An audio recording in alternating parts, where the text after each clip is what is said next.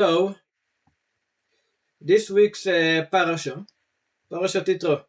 And Yitro, Kohen Midian, is the priest, so to say, the Kohen of Midian, which means he was working, of course, as believing in idols. He was an idol worshipper, but as a priest in many different religions back then. He is the father-in-law of Moshe. He heard all that Hashem had done for Moshe and for Israel, his people, and that Hashem had taken Israel out of Egypt. Now, I believe all of us already know the beginning. Rashi writes, what did he actually hear that made him come to be with Israel? He heard about the splitting of the Red Sea and the war with Amalek. So two things, the war with Amalek and the Red Sea. The sages shed light on the question. Why does the Torah mention that Yitro was the priest of Midian? Why do we even need to mention Yitro is the Kohen Midian, father-in-law of Moshe? Like, if we see that, it sounds weird, right? Like, yeah, he is a priest of idol worship, and he, by the way, is the father-in-law of Moshe Rabbeinu. Okay. Why must the Torah tell us that he was the priest of Midian? And what benefit is there in this information? This is the question the sages asked. And the Rabbi found in the book She'erit Yaakov, and in many other books, an answer to this. In the Gemara Masechet Yevamot, it says, we do not accept converts in the days of David, nor in the days of Shlomo. Alright? So in the time of King David and in the time of King Shlomo, they did not accept converts. Why? The sages explain that in the days of David, King David, many people wanted to convert out of fear.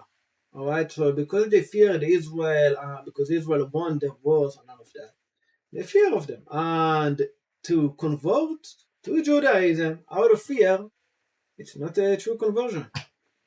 David fought wars and conquered his enemies, as it is said in the book of Esther. Yeah, we can find also there, and many of the people of the land became Jews, for the fear of the Jews had fallen upon them. We can find that also over there. This means they did not convert because they gained a new recognition. Yeah, they didn't get a new recognition that Hashem created the world. Yeah. That Israel maybe is the chosen nation, yeah, of course they are, but they did not have this certain recognition.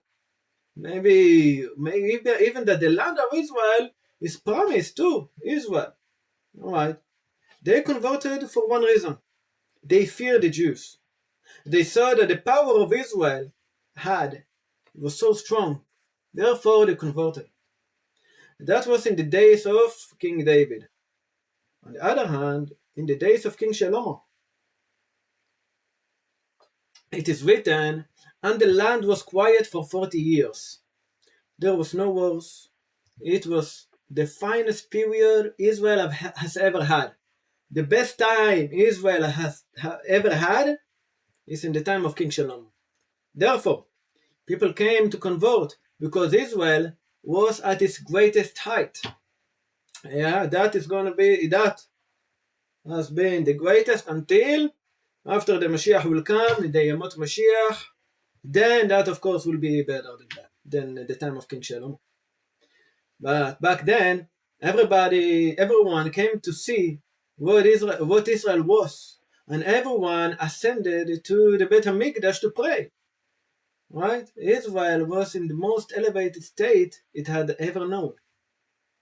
For these two reasons, it is not accepted to take converts. Let's admit someone here as well to join us. Shalom, Daniel. Shalom, shalom, everybody. Alright. Good. So let's continue. Now we studied the two reasons why they did not accept converts in the time of King David and in the time of King Shlomo.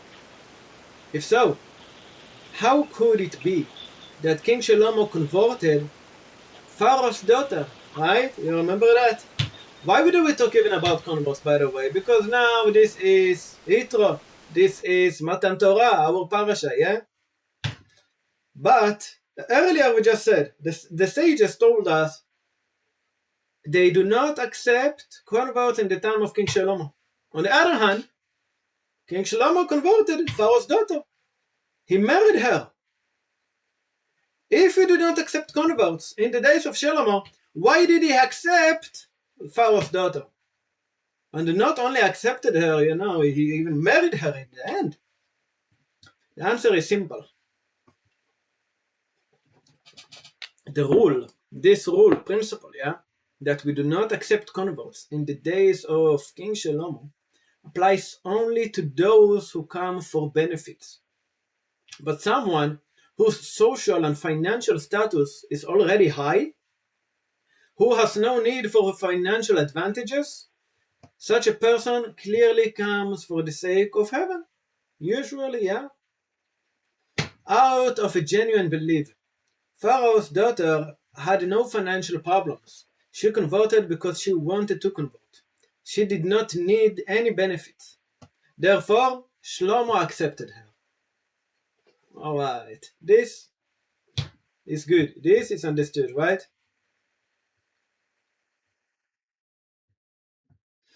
Alright, let's continue. Wait a second. Yeah. And Yitro, Kohen Midian. Understand this. Yitro was financially well established. He did not come to cling to Israel because he heard that Israel had, like this Hamurim Levanim. So to say, these strong donkeys that can carry a lot. What did they carry? A lot of gold, right? He didn't come because of the gold, or that Hashem had given them the spoils of Egypt, the spoils of the sea, which means all the treasures that they had, right? Because they were full of wealth. Yitro was the priest of Midian already, and the priests usually lack nothing. They had everything in abundance, especially back then of such of idolatries that they had at that time. Therefore, his conversion was true. And this is why the Torah tells us that he had been the priest of Midian. The book Lev HaIvri writes, since he came to convert, Moshe told him all the hardships that had befallen upon them on the way, right? And that Hashem delivered them. For the Gemara says, when a convert comes to convert, they tell him, what do you see that makes you come to convert? Why do you need it? Do you not know that Israel is anguished, oppressed, and suffering come upon them? Right? Usually that's the way we start. So, why do we do it? So that he would not think that the state of Israel is always bright. Don't think that what happens to us is always going to be great, like in the time of Moshe, in the time of King Shlomo, or the time of King David, yeah? Alright.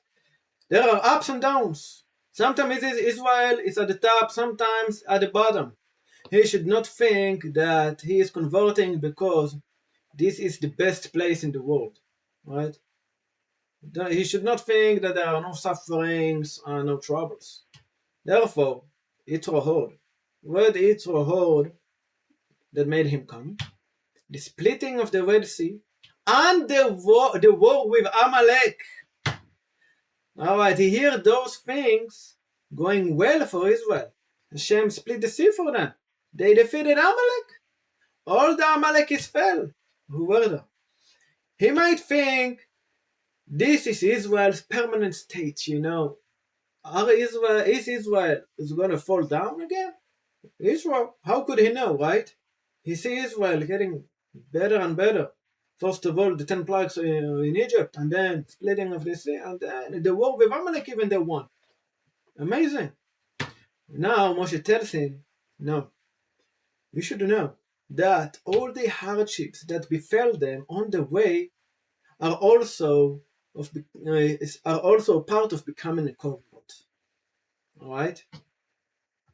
Now we can continue with this, but let's skip a bit. Let's skip forward and see something else. There is a Rabbi Chaim Shmuelevitz, Zechrono livracha. He said something very interesting. He gave 3 questions.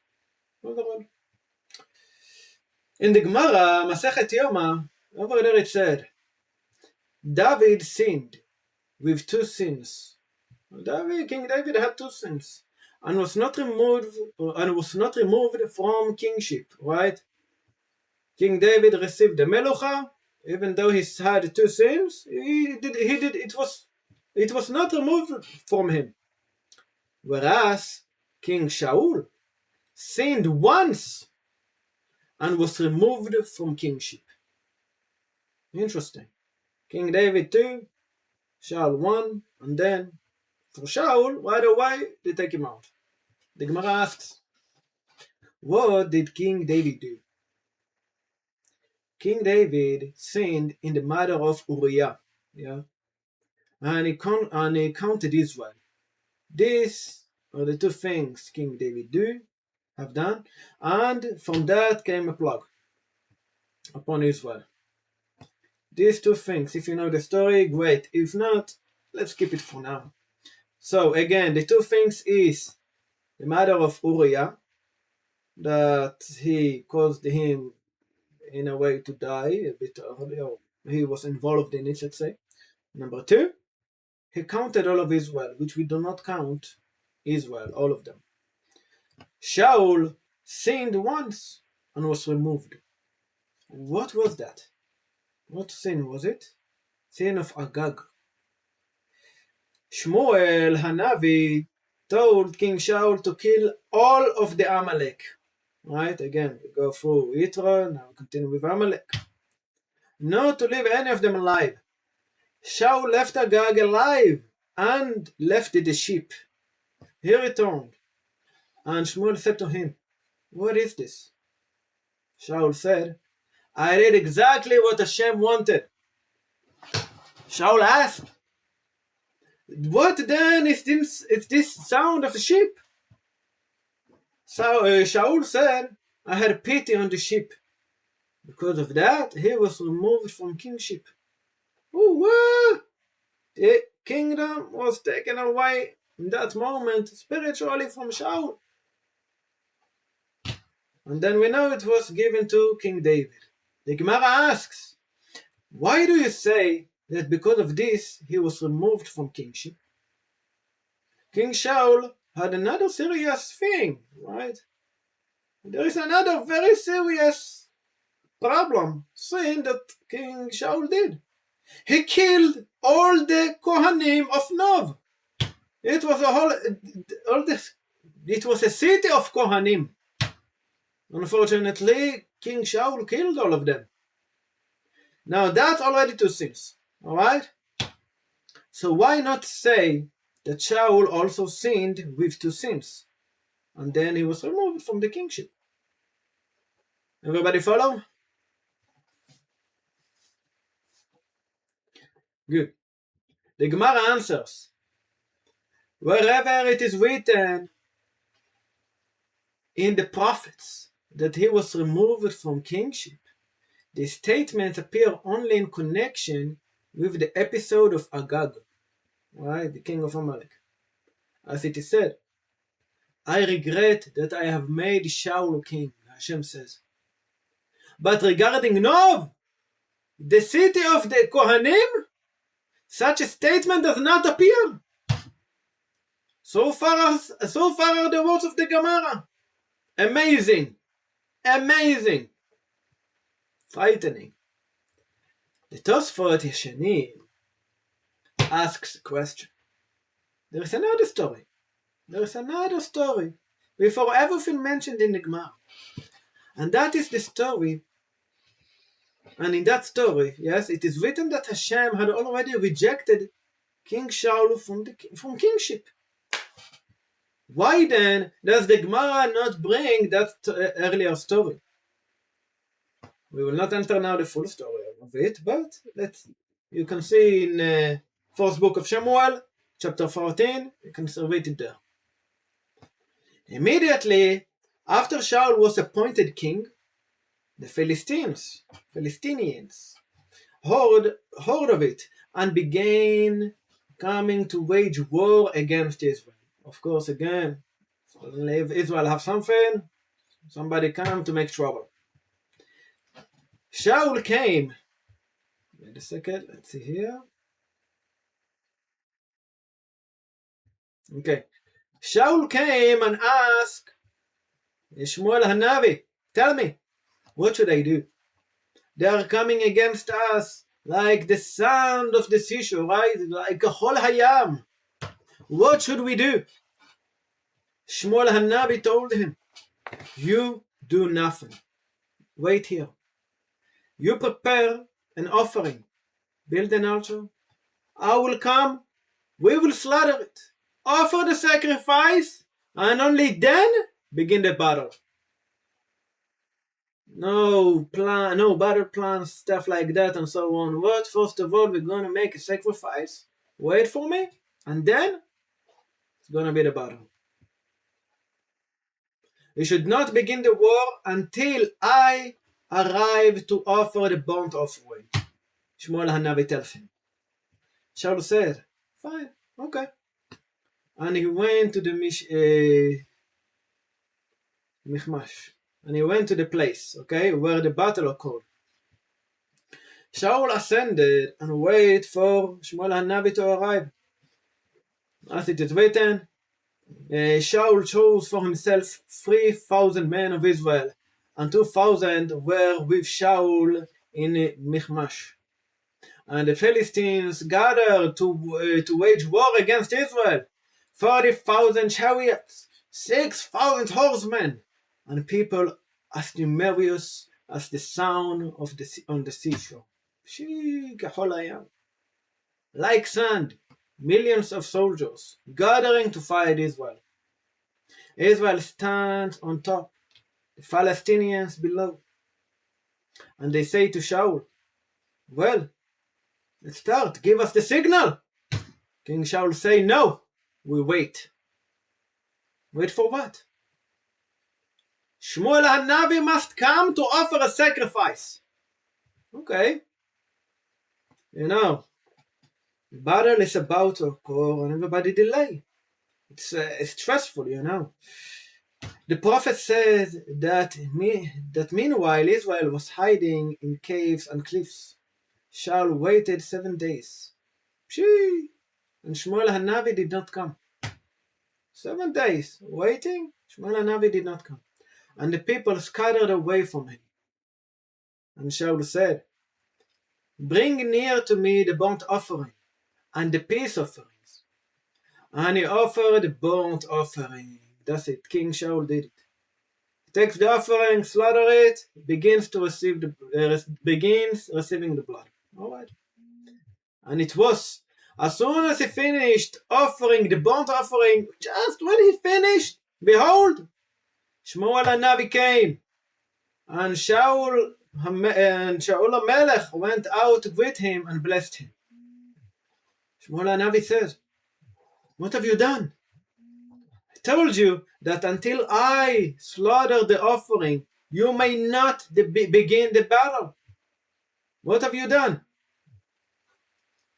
King Shaul replied, when I saw that the people were scattering away from me, and you did not come at the appointed time, and the Palestinians were gathering at Michmash, I said, now the Palestinians will descend upon me at Gilgal, and I have not entered the favor of Hashem. I have not entreated. He did not give a favor to Hashem. So I forced myself and offered burnt offering. All of this sounds very interesting. What's really hidden behind all of it? Yeah, now we read the story a bit. Soon we're going to go through how everything is a bit pretty much connected. Hashem said to him, through Shmuel HaNavi, now your kingdom shall not stand. Hashem has sought for himself a man after his own heart. Hashem's heart. And Hashem has commanded him to be leader over his people because you did not keep what Hashem has commanded you. Hashem told him through Shmuel HaNavi, you will no longer be king. Tosfot Ishanim asks, so why did the Gemara say that Shaul, with one sin, lost everything?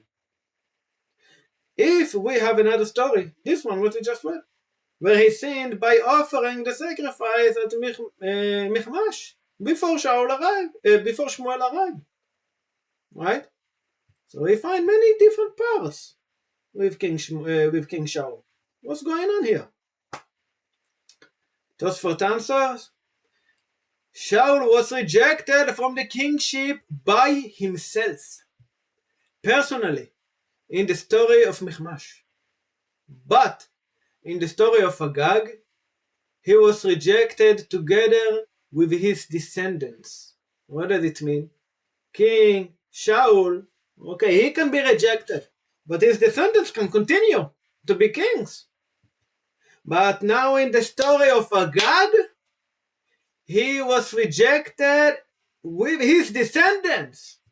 Even his descendants were rejected from being kings. Ooh, wow.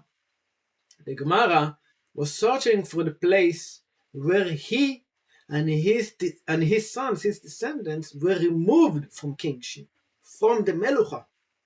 And that was in the case of Agag. Then come the great Gaon, Rabbi Chaim Shmuelevitz, and asks, why did Hashem do this in this way? Why did Hashem plan things to go like that? That David sinned twice and was not removed from kingship, while Shaul sinned once, as the Gemara gives, and was removed from kingship. Why? Why like that? Another question.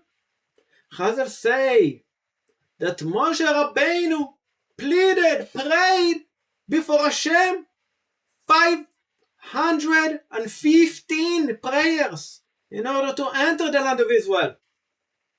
Rav asked, for the sin of the golden calf, Moshe succeeded in achieving partial atonement, right? As it is written, and on the day that I visit, I will visit their sin upon them. So to say, all right, I will remember your prayer and what happened. That is the sin of the golden calf. Now, another sin. And the sin of the waters of Meribah. Remember let's see. When Moshe struck the rock instead of speaking to the rock, you remember that? For that, you say, Hashem said that Moshe may not enter the land of Israel? Is there such a vast difference between taking the staff and striking the rock with the staff versus speaking to the rock? Isn't there such a big difference that because of that Moshe Rabbeinu cannot enter the land of Israel? What's going on here? Hashem said, because you did not believe in me to sanctify me, you will not bring the people into the land.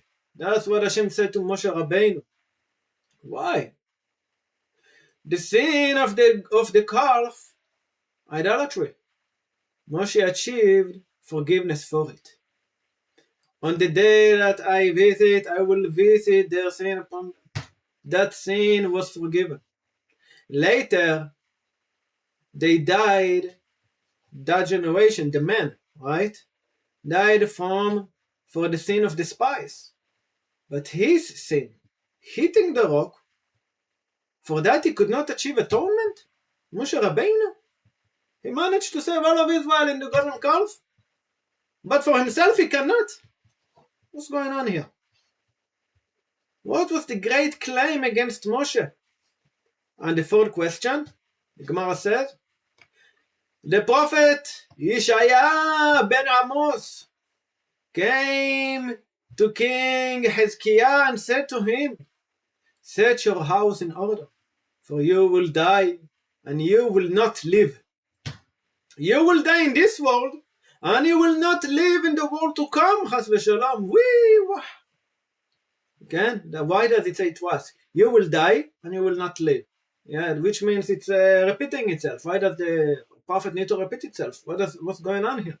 This is because one, you will die in this world, and you will not live where? In the world to come.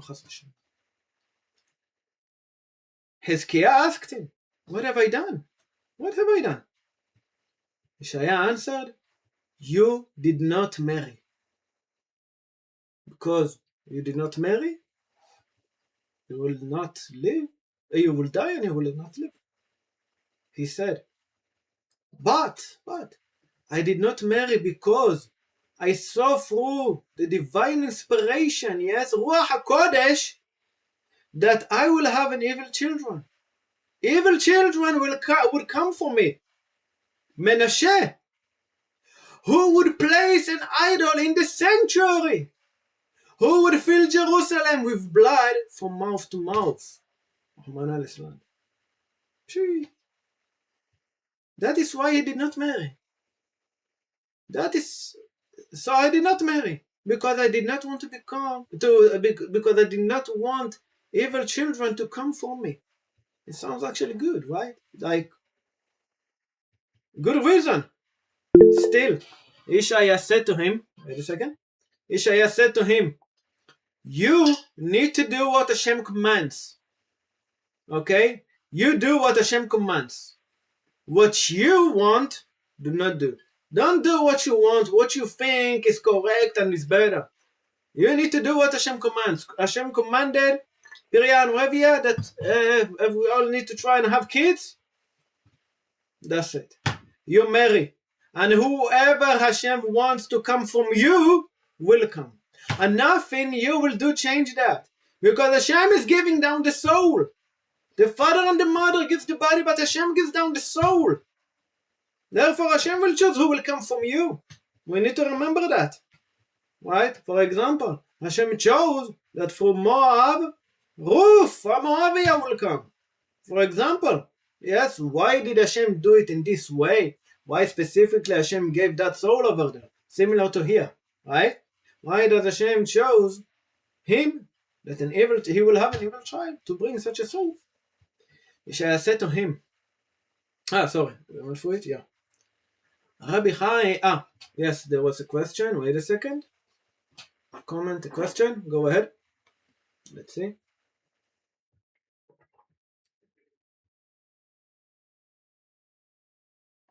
Moshe became angry, Avodah Zarah. Yeah, in a way, whoever becomes angry and he eats because he is angry, it's like working Avodah Zarah, right? Ken, Ron. So I'll connect these in a way that maybe you'll agree with, maybe not. But now we've talked a number of times in the past whether Moshe was really kept from Eretz Israel based on the sins or not. But I would highlight here that it's not necessarily relevant because, and it relates to the stories of, we're talking about Melech Shaul and Melech David, in that, the Bnei Yisrael, if Moshe were to lead them into Eretz Israel, then the people of Israel, Am Yisrael, Bnei Yisrael, would want to make him a king. And Hashem did not want Bnei Yisrael to have kings. And if we read even with Yehoshua, for the people, after the conquest, it was not long after the conquest of Eretz Israel that he also died. And again, we go to the point that I think that Hashem did not want the people to have kings. They wanted to rule. He wanted the people to rule themselves, to take ownership of their own lives and their own thinking and their own administration. And only later Hashem basically gave in to the will of the people for other reasons, that there should be a king. And then when we see sort of the notion of what happened with Agag, it was not only that Shaul did not follow Hashem's direction, but it's that when keeping Agag around the camp and the palace, not only did Shaul not correct his mistake, but then no one else did in his court, and that was also goes back to his children. So when you say why were his children not meriting, because they did not also correct that mistake. And when we say why wasn't the Shaul also removed immediately, well, there needed to be, given the situation, there needed to be a replacement. And things would get far worse if there was not a path for a replacement, and that took some time, even with David. So that's how, to me, sort of, I put some of these things together. Okay, thank you for the comment. I would like to go a bit about it. So first of all, let's go with a few things, but regarding a king, right? Did Hashem want there to be a king in Israel or not? If we will look at it in some aspect, the Midrash says that Moshe Rabbeinu was like a king to all of Israel, because usually they did as Moshe said. This is one thing. But another is the main. In the Torah, it is written, Lifnei malach melech beIsrael. It is written in the Torah. Where in the Torah you will be amazed. ואלה המלכים אשר מלכו בארץ אדום לפני מלך מלך לבני ישראל. Listen what is written here. These are the kings who reigned in the land of Edom before any king reigned over the Israelites. Do you know where is it written? That interesting one. This is written in the book of Genesis. The book of Genesis. Before Moshe Rabbeinu was even mentioned. Huh? It's at the very end of Rashi, correct? It's in chapter 36. So not actually in the end of Bereshit. This is regarding when the Torah speaks about Yaakov and Esav. Right? So Esav went to be in the Mount of Seir. Who Edom, right? And before that, what happened exactly before that? Yitzhak passed away. So they talked about Yitzhak when he passed away, and so on. Okay.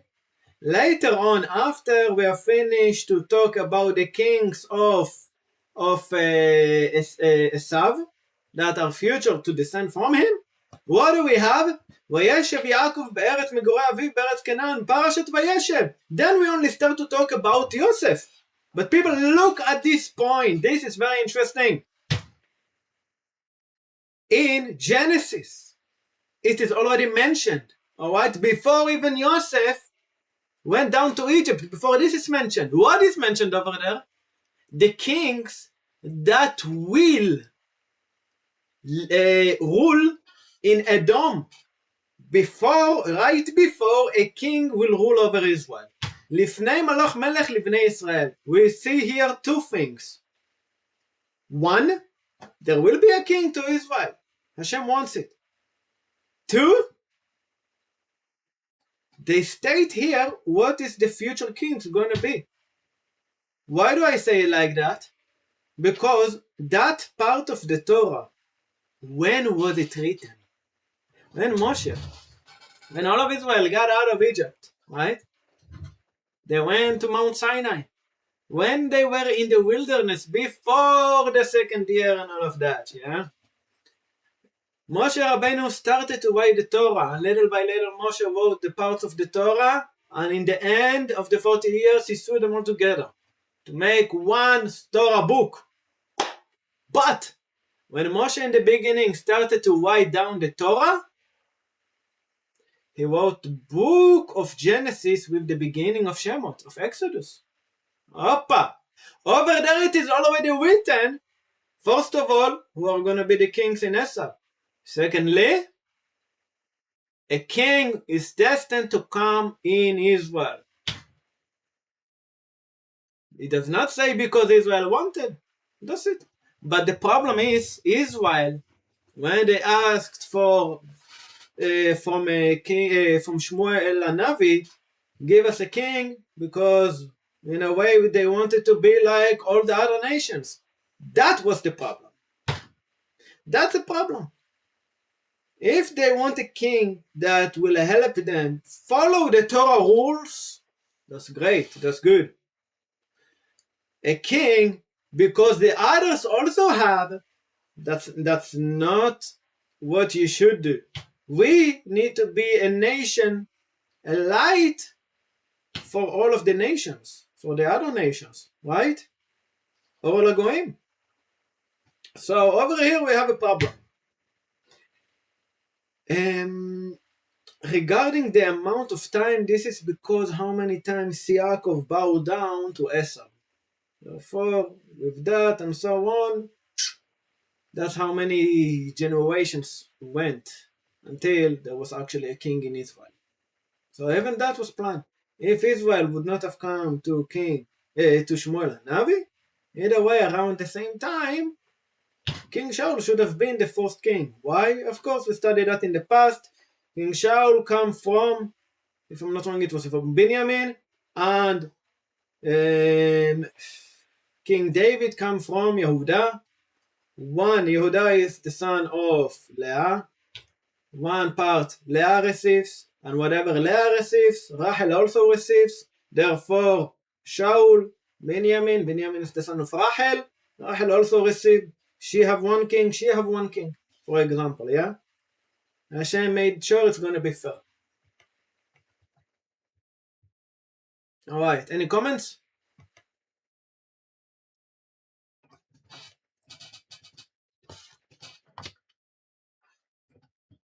If not, I will continue. Okay, yes, please. Alright. Rabbi Chaim Shmulevitz asks, says, for violating a positive commandment, which is be fruitful and multiply, basically have children, does a person deserve death? What are you talking about? What's going on here? How many Tanaim whose souls longed for the Torah and they did not marry?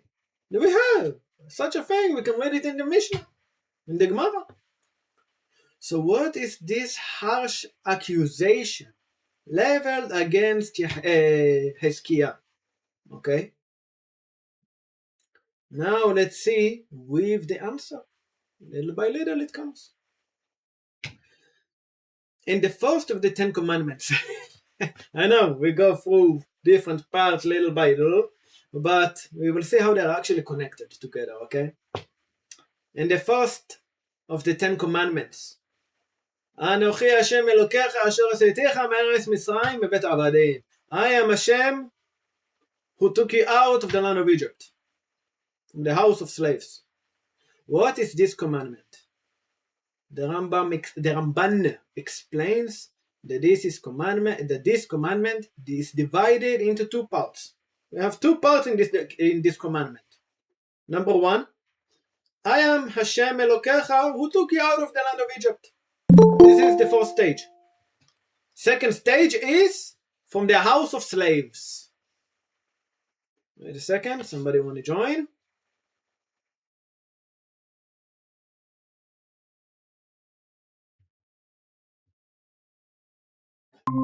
Alright, Shalom Haile. So we find out that in the first commandment, we can divide it, so to say, into 2, right? Part 1, I am Hashem Elokecha who took you out of the land of Egypt. Number 2, from the house of slaves. This means Hashem said, I'm going to bring upon Egypt 10 plagues. so that you will know that I created the world. Yeah? And I uphold the world every moment. And I am responsible for everything that happens in creation. No one was present at the creation of the world, right?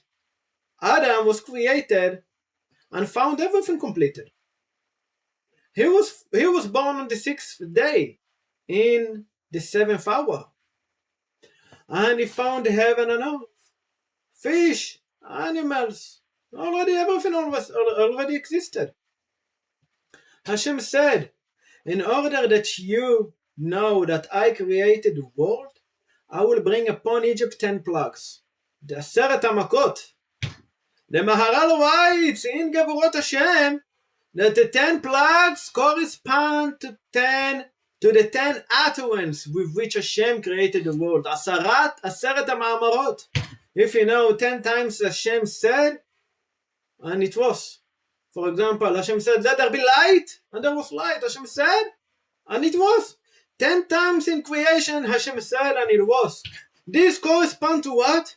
To the 10 plagues. By the way, in the Erev Kollel, we will open it more widely and learn about it. About these 10 plagues. Day 10 utterances in which Hashem created the world. 10 trial of Abraham Avinu. Alright? And the 10 commandments. Baruch Hashem. Alright, the Maharal says, Bereshit bara, sorry. In the beginning, Hashem created. This corresponds to the plague of the firstborn. The last plague, right, of the firstborn is corresponding to the first thing. So to say, like an axe starting to be, yeah?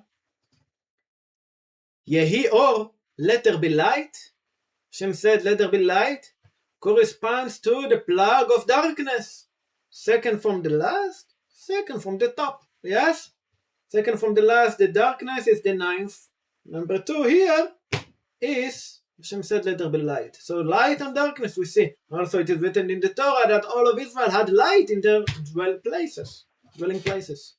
So take the 10 utterances as they appear in the Gemara and Rosh Hashanah, reverse them, and you will find them matching the plagues until the last plague, the plague of blood. The Maharal writes, Hashem showed, you want let there be light? Then I gave darkness. In the beginning Hashem created, I killed the firstborn. Creates, destroy, so to say. Each plague corresponded to one of the utterances with which Hashem created the world. This is the wondrous explanation of the Maharal. Hashem said, after the Exodus, now you know that I created the world. I control the wind, the rain, the sun, all of the creation. I control everything every moment. If I control everything, then I created everything. Therefore, in the beginning, Hashem created the heavens and earth, was proven in the plague of the firstborn. Let there be light. It was proven in the plague of darkness. I am Hashem Elokecha. Right? Anochi Hashem Elokecha. I said it together. It does not say who created the heavens and the earth. No. I am Hashem. Anochi Hashem Elokecha asher barati shamayim va'aretz. Never mentioned. Such a thing never said. I am Hashem Elokecha. Who created the heavens and earth? Doesn't say. What did it say? Anochi Hashem Elokecha asher hoseticha me'eretz Mitzrayim.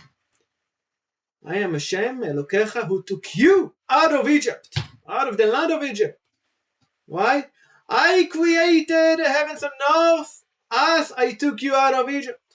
Because through the Exodus, I demonstrated to you that I created the world. The next stage is from the house of slaves. What does it mean from the house of slaves? I took you out not only from Egypt with the 10 plagues, but you were slaves to Pharaoh. Now you are slaves to me, Hashem says. The Ramban, as explained by Siftei Hachamim, Mu'adim, like Pesach, gives a beautiful foundation. There are many commandments connected to Exodus. Many commandments connected to Exodus. We sit in the Sukkah, right? Why? Remembrance of the Exodus. We put on tefillin, remembrance of the Exodus. We do Kiddush, even the Kiddush on Shabbat, remembrance of the Exodus. But these mitzvot are not all the same. The Ramban says, tefillin, according to the Yehi Ratzon, said before laying them, declares that Hashem is the one in His world who has power in the upper and lower worlds to do whatever He wishes. Thus, tefillin corresponds to what? To knowing that Hashem created the world. What about Shabbat? It's also a remembrance of the Exodus. But it is not because Hashem's power over creation was demonstrated. Exactly not. Absolutely. Why then? The Torah explains in Parashat Vayetchanan again Moshe Rabbeinu, as we said earlier. But the seventh day is a Shabbat to Hashem Elokecha.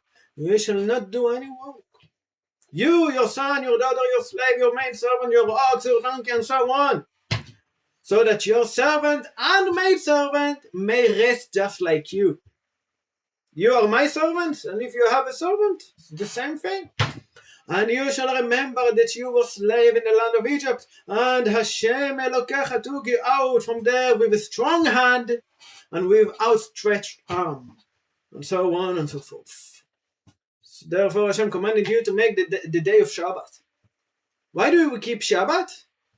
Because we were slaves in Egypt. So there is a dual meaning in Exodus. Duality.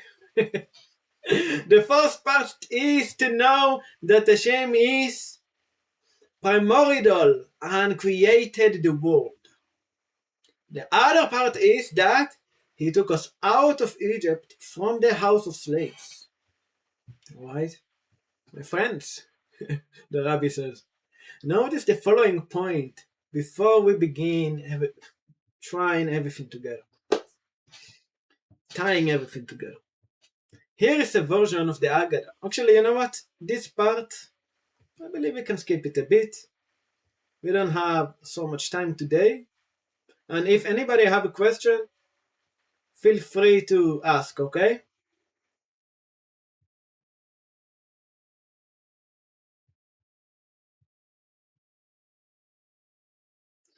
In Mount Sinai, Hashem said, I am Hashem Elokecha who took you out of the land of Egypt. Rabban Yochanan ben Zakkai said, the Ozen, the ear that heard, for unto me are the children of Israel slaves, right? Kili bnei Israel avadim, avadaihem, and went and told himself that ear shall be pierced. Which ear heard at Mount Sinai? The ear that heard at Sinai, Anochi Hashem Elokecha, I am Hashem who took you out of the land of Egypt from the house of slaves? If I took you out from the house of slaves and did not leave you there, it is because a person cannot be a slave to Pharaoh and a slave to Hashem at the same time.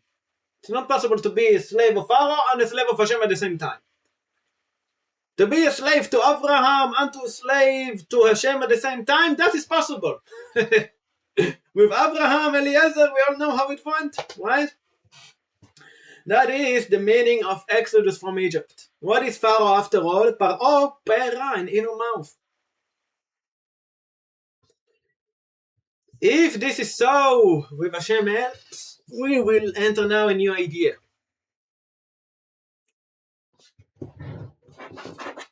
Wait a second. there is a book called Ofi Yegiti Hilatecha. I think it's great. Go against Pharaoh because Pharaoh Peh. This is also a Peh, it's cute.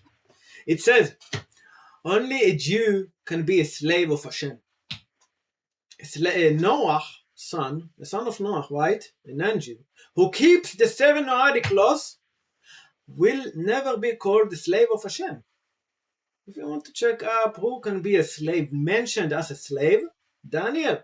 Remember a slave, what we talked about last week? Let's leave it at that. You need to find other slaves of Hashem.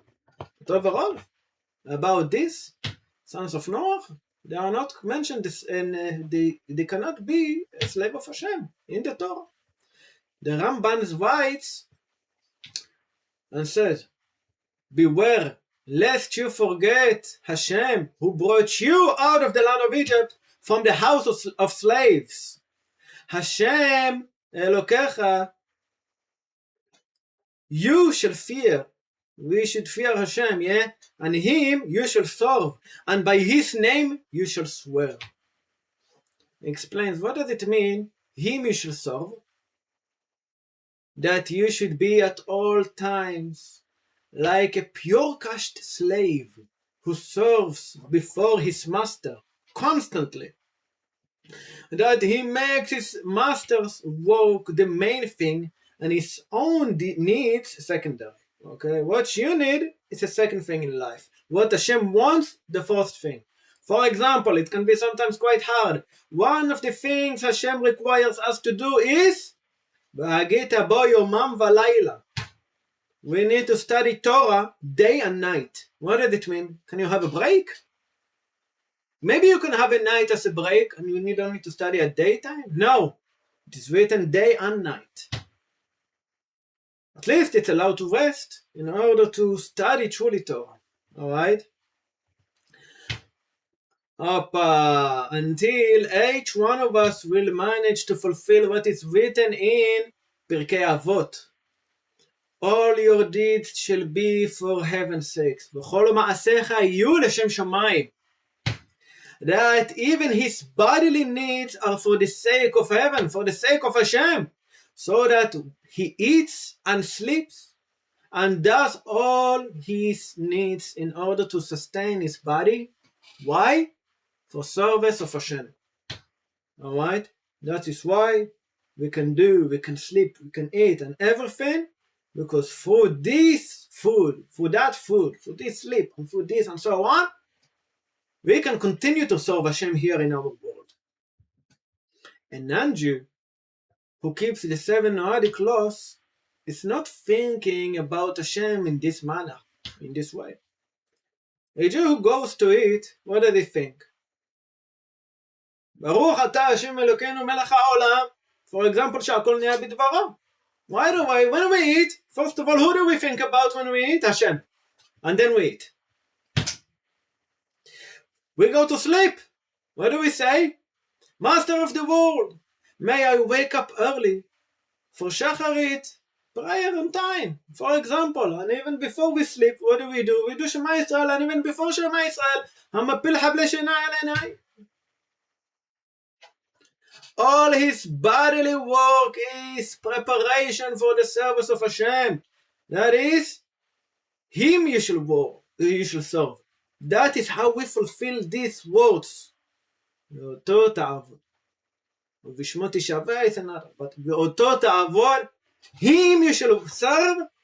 This is our daily life. So next time when you eat something and you bless, also think about that. You do these words from the Torah, you fulfill this mitzvot, you make this mitzvot alive through your own actions. Beautiful, right?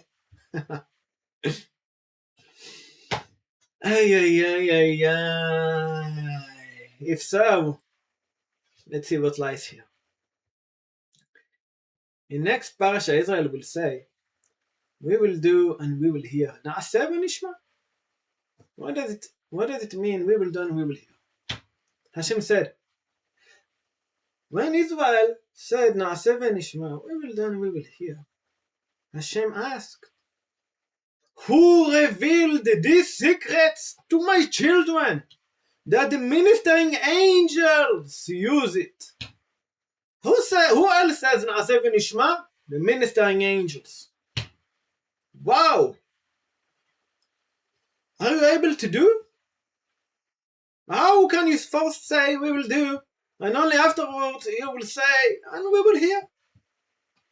A slave say, we will do and we will hear, because he knows whatever the master tells him to do, he does. That is, we will do and we will hear.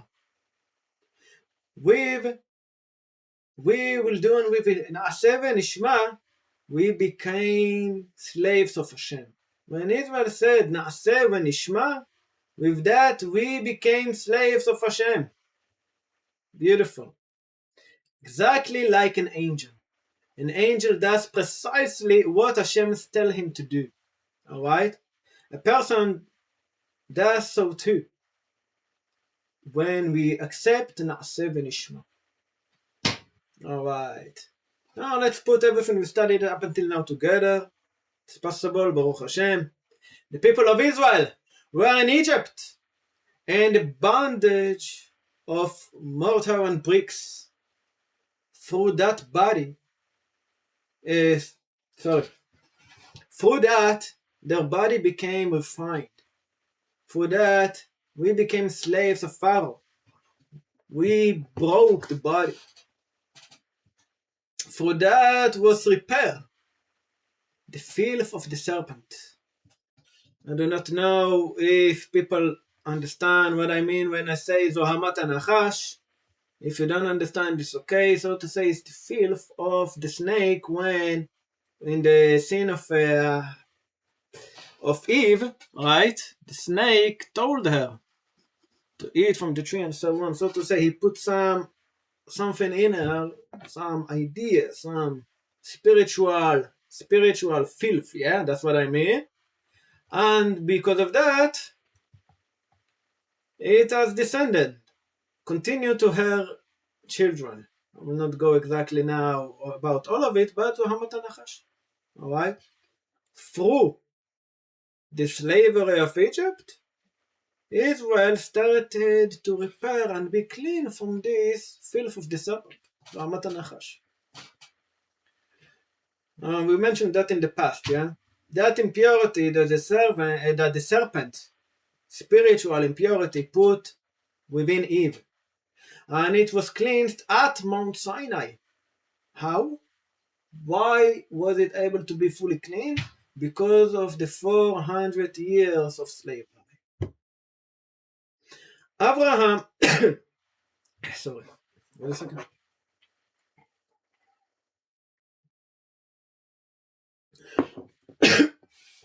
We talked in the past already.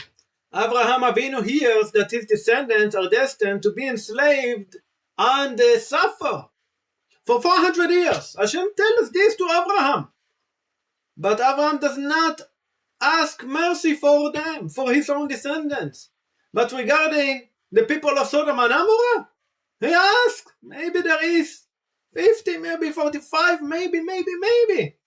What about your own descendants? Try to reduce. No. Remember, we studied that already. Hashem said to him, they are not going down for Egypt for nothing. They are going down in order to cleanse the filth of the serpent, Zohamat Anachash. They are going to stand at Mount Sinai to receive the Torah. And with filth, you cannot receive the Torah. Spiritual filth, of course, yes? A person wants to clean a suit. He comes to a dry cleaner and asks, as an example, how long does it take to clean the suit? They tell him about 2.5 hours. If he will ask and he says, can it be done in 1 hour? They say, yes, it's actually possible, but we need to put more stronger chemicals. And if you put more cleaning things, it can go faster, true. For us, the people of Israel, that is their hardship, the torture. Hashem says, the hardness of the bondage completed the process.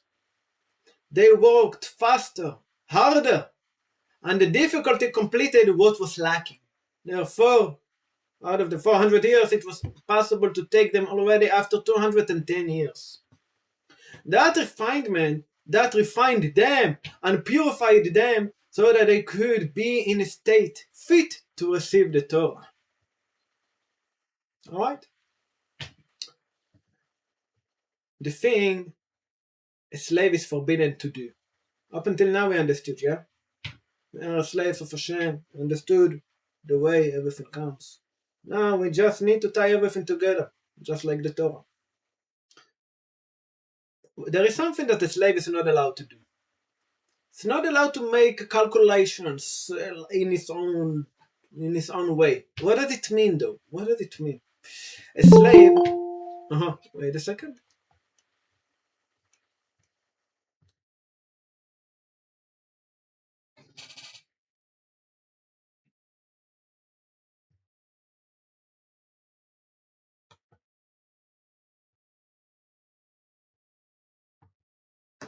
Interesting. It does not work here. Maybe it is. Maybe it's not. But either way, okay, so we just arrived at a very interesting part, a very interesting question. What does a slave is not allowed to do? We are all slaves of Hashem. But there is something that a slave is not allowed to do. He is not allowed to, he has to do whatever the master tells him. We, as a slave, we must do whatever Hashem tells us. Whatever the master said. Right? He cannot do whatever I start to think is for the best. If the master says, move the chair from here to there, and then, the slave does not ask why. Because it's logical. But it's logical, yes? Even though it can be illogical. Sometimes it's logical, sometimes it's not logical. Still, the slave do what the master said. Even if it does not make any sense, the slave doesn't ask, he does it. Now, one of the most serious things that Hashem is strict about. We want to know Hashem, want to get to know Him better. What does Hashem is strict about? More than many others. This is regarding when a person tries to do something different from what Hashem commanded him. Because he thinks that in this way, the name of heavens is going to be more sanctified. Now, in his idea, in his opinion, if I will do this a bit different than what Hashem said, there's going to be bigger benefit for Hashem, even for Hashem or for everyone. No, Hashem does not allow it. Follow as Hashem said, and that's it. After all, Hashem is the one who rules all over the world. Hashem, just like we said, if Hashem can do all of the 10 plagues, He all the time is with us. Hashgacha pratit, small details Hashem gives us in life all the time. Hashem makes the world running. Okay? It's not about what we think, how we want. If we follow what Hashem commanded, Hashem will continue to bring the best outcome through that. Rabbi Chaim Shmulevitz said, King Shlomo calls this sin Heshbon, calculation, right? So we have Og Melech Bashan, Sihon Melech Haimori, Og Melech Bashan. But we have a place also called Heshbon. Either way, let's continue. It's literally a place in the Torah.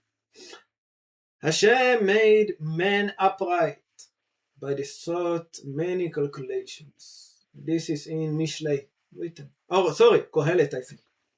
Alright. Hashem told you to do something. Do it completely. Do not make any calculations of your own. Chazal, Chachamenu Zochronam Levarcha asks, what was King Shaul's logic? Shaul HaMelech, what was the logic of him? Shmuel HaNavi said in the name of Hashem, kill them, all of them, from ox to donkey, from men to women. Do not leave any trace from them, of the Amalek, yeah? So why did the king Shaul leave some alive? Chachamenu Zichronam Levarcha said, he made Kal V'chomer. Logical inference, yeah? What does it mean? If for one slain soul in Israel, we bring a heifer in the ceremony of Eglah Rufa, right? So if somebody died in Israel, we bring Eglah Rufa. Here, there are so many people. And if the person sinned, let's say, you know what, all the people sinned, let's say. What did the sheep do? What did the animal do that they deserve to die?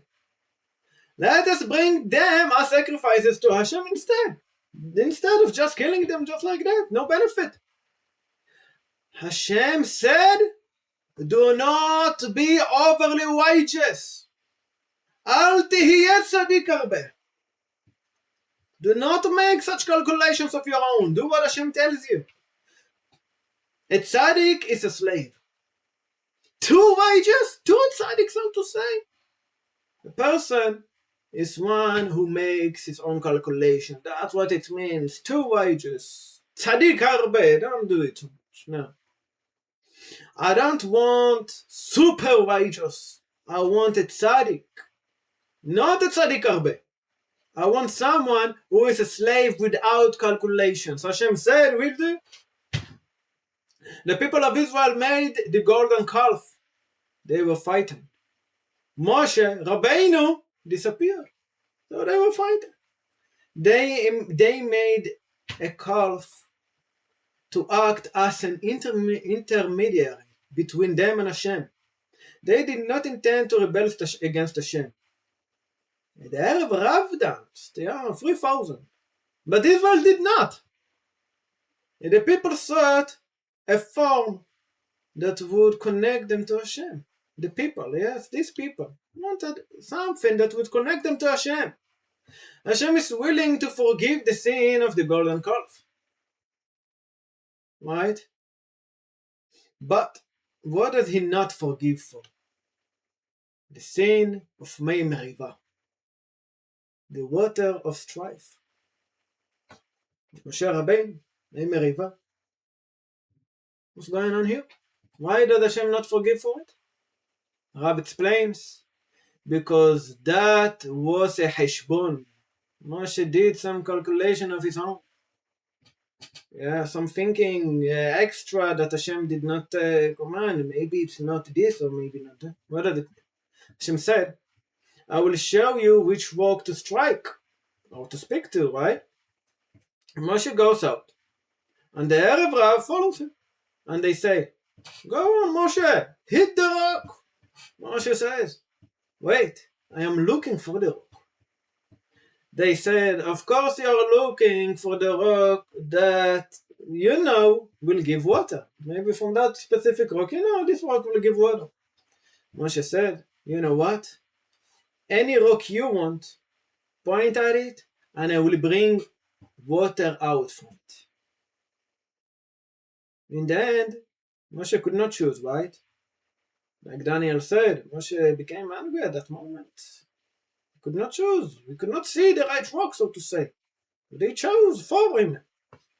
Moshe thought, what should I do?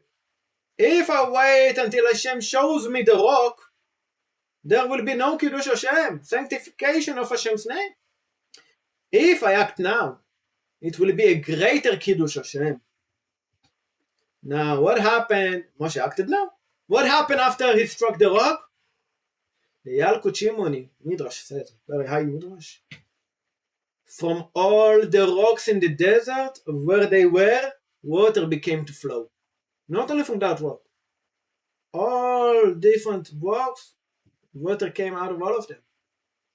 Hashem said to him, who asked you to make such a calculation of your own thing, this, that, or whatever?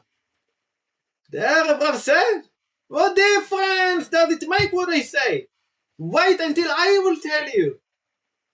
Wait until you will have my connection again with me, and then, just like we said earlier, Shaul HaMelech and Shmuel HaNavi, he should have waited. until Shmuel Hanavi comes to give the sacrifice. What would have happened if he had spoken to the rock? What would have happened if Moshe Rabbeinu would have spoken to the rock?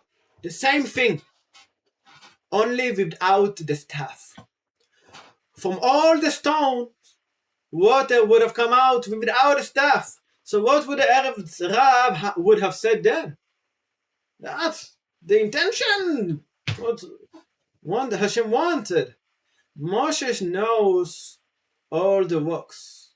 That's what they can say. Moshe knows all the different types of rocks. That is why the rocks, is that why rocks give water? Of course not, yeah?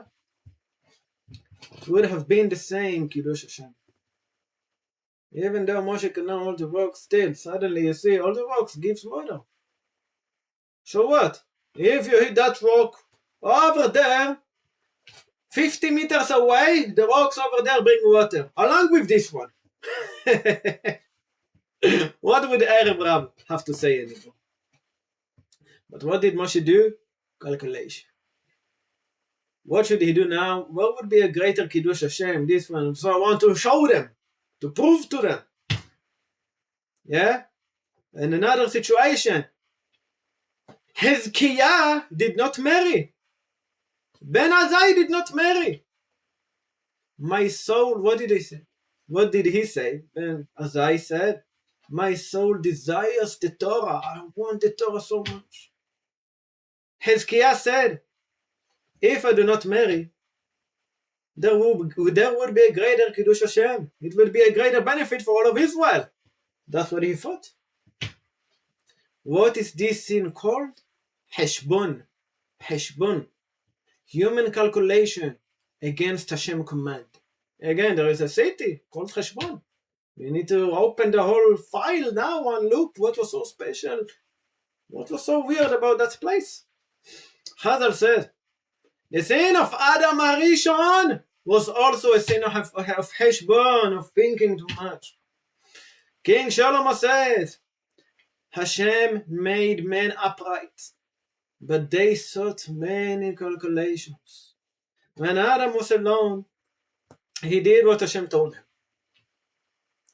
Then Eve came, and the serpent came, and this and that. And what happened? The serpent said, now, there's a room to work with. And if of every tree of the garden you may surely eat, but from the tree of knowledge of good and evil you shall not eat from it. Right? We know this was. The serpent said to them, do you know why Hashem does not want you to eat? This is the tree of knowledge of good and evil. All the evil that exists in a man, in the evil inclination, is found in this tree. And Hashem does not want you to bring that evil into yourselves. Right? That's what you might think. But the truth is that the greatest Kiddush Hashem will be if you eat from this tree and the evil will enter you. Right now, the fact that you do not sin has no value. Because you have no evil inclination in you, so of course you are not going to sin. You do not sin because you don't have the Yetzer Hara.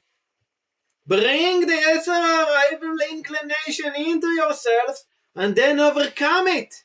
That is going to be a victory. That is going to be a greater mitzvah. That is where they were wrong. This calculation, this cheshbon, this way of thinking, that was wrong. Hashem said, no, that's it. Trust Hashem, everything is from Hashem. Trust Hashem, He knows what He said. Our intention, our calculation, our intentions towards the mitzvah, towards what we do is very important. The way we do it, the reasoning behind it. All of this is again the reasoning behind what we do. Yeah, we need to remember this calculation. Rabbi Shalom gave a parable to this. Yeah, we still have time. Good. A man stands in front of a soccer goal and kicks a ball after ball into the net. he comes and shouts, yes, I won 50-0. They ask him, how is this possible? Was there a goalkeeper? He says no. Then they tell him, then that's not even called a game. If there would have been a goalkeeper and you would still score, at least, you know what, that is going to be a game at the very least. The serpent told them, eat from the tree. Take the evil inclination with you and overcome it. Then it's going to be a victory. Then you can really say, finally, now we won. King Shlomo says, that's exactly the thing. They made many calculations. All right? Where there will be a greater Kiddush Hashem. One of the things we need to remember, we should not think Hashem told us something to do, you do it. All right? We should not think, is this actually good to do? Could I do something else instead of this mitzvah to, better Kiddush Hashem, greater Kiddush Hashem? If Hashem already commanded you, that's it. If you don't have anything to do, you think how to sanctify Hashem's name, okay, you know what? You have something to do, yeah. There is. But regarding a commandment that you already commanded on, that's it. And so on. Later on, much later, wait a second. Much later, as a result, we all know what happened. We went down to Egypt. Wait a second. Somebody want to join us?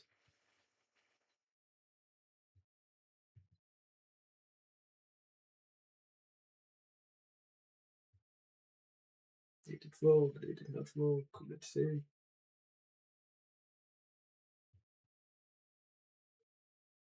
Okay. So much later, we find again all of this 400 years of slavery. How do we repair it? Crushing labor, all of the problems.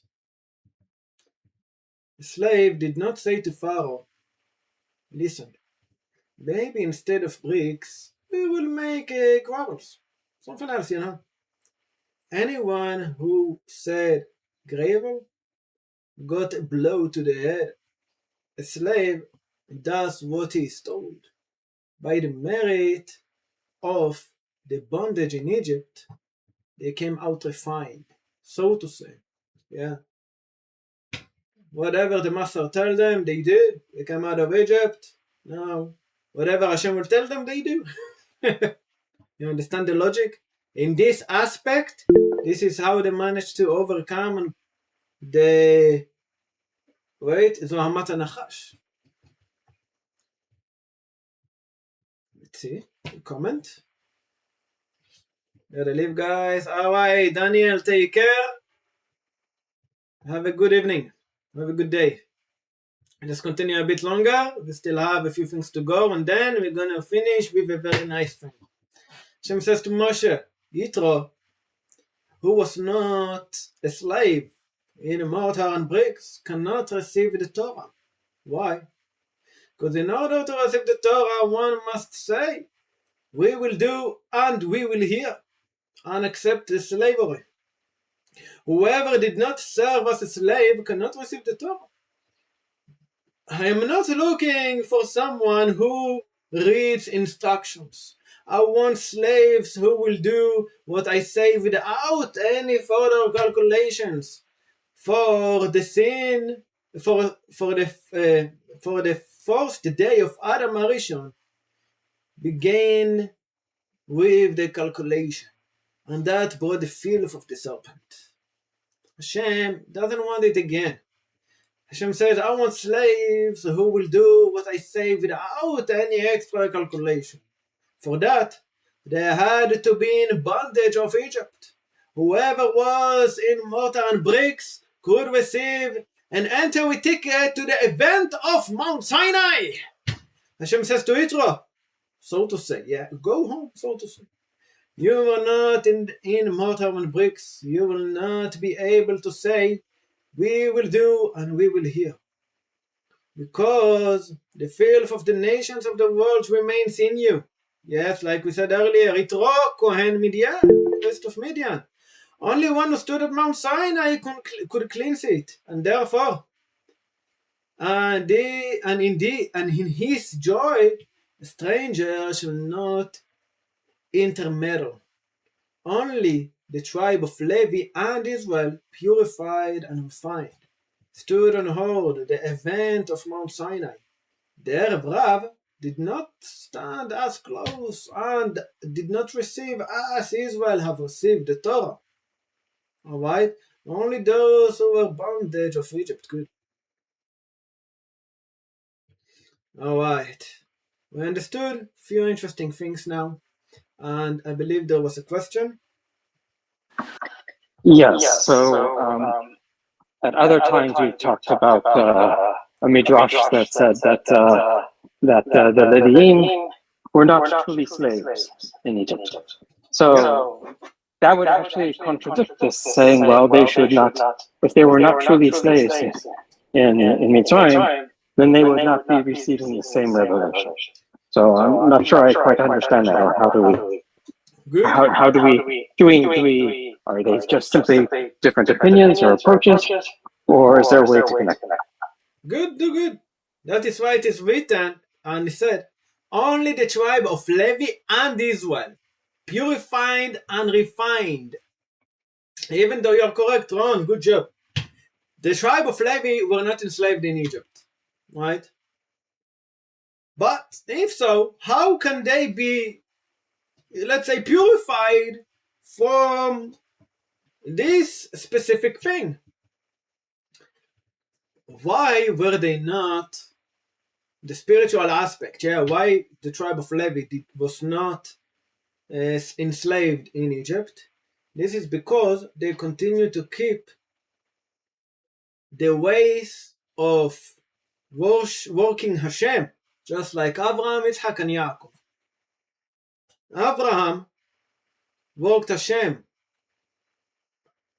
and if I'm not wrong, Abraham Ohavi, yes, but if I'm not wrong, there is somewhere written also that Abraham is a slave of Hashem.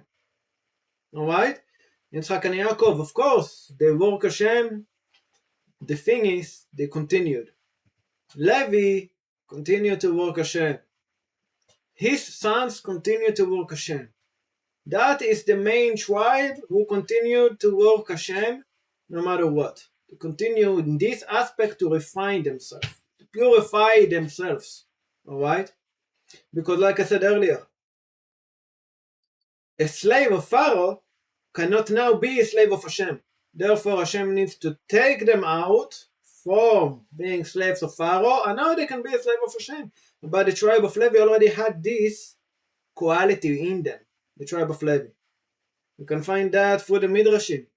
Amram was the head of the tribe of Levi, the father of Moshe, yeah?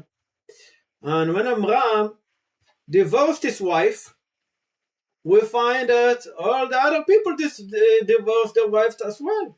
Divorced their wives.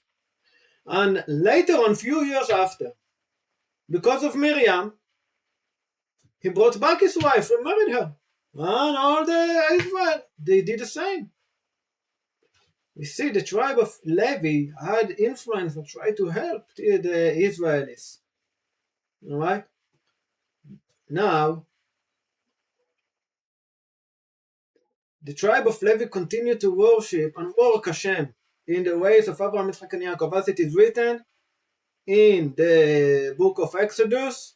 These are the descendants of Yaakov. Why they came down to Egypt? They start one verse with the tribe of Reuben, one verse with the tribe of Shimon. How is it said?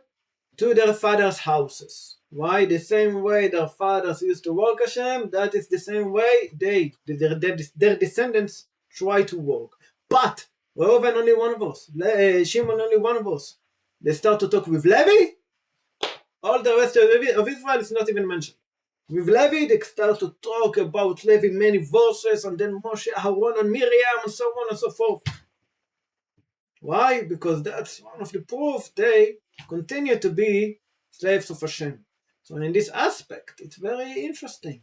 Yes, they were in Egypt, but in some way they were already slaves of Hashem.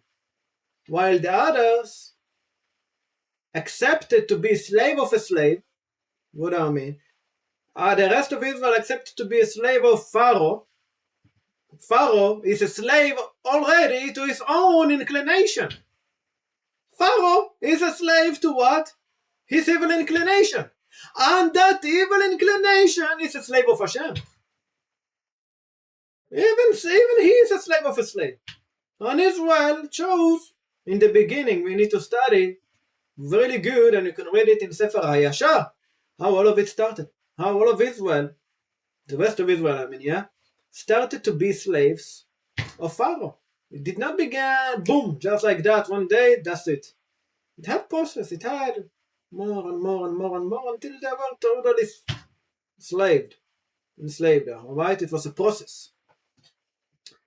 That is what it means here, tribe of Levi and Israel. Also, when Israel crossed the sea, right?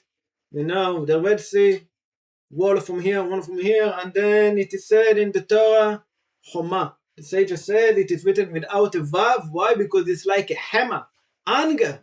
The waters were angry with them. When the water opened, it was open for 12 parts, one for each tribe. But the waters wanted to kill also Israel, Chas v'shalom. Why? Because they were worshipping idols also in Egypt. Of course, until Israel have overcome and they killed the idol that they had in Egypt and so on, right? Before the last plague, and we know the continuation. But one tribe did not worship any idols, the tribe of Levi. The waters had no anger towards the tribe of Levi.